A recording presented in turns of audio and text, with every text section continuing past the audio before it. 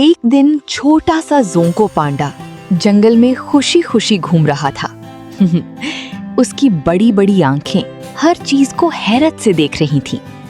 अचानक उसने एक नन्ही सी गिलहरी को देखा जो अपने दाने संभाल रही थी।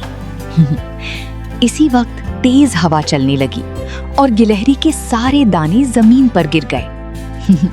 गिलहरी परेशान हो गई और उदास होकर बैठ गई। जोंको ने ये देखा तो फौरन उसके पास आया। उसने मुस्कुराकर गिलहरी की मदद करना शुरू कर दी। दोनों ने मिलकर सारी दाने दोबारा इकट्ठे किए, लेकिन गिलहरी अब भी फिक्रमंद थी। जोंको ने एक जबरदस्त आइडिया सोचा। वो दरख्त पर चढ़ा और दानों को एक महफूज जगह पर रख दिया। अब हवा भी आए तो दाने नहीं गिरेंगे। गिलहरी बहुत खुश हुई और जोंको का शुक्रिया अदा किया।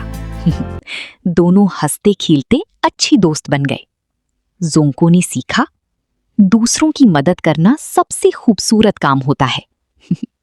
अगर आपको ये प्यारी कहानी पसंद आई हो तो चैनल को सब्सक्राइब करें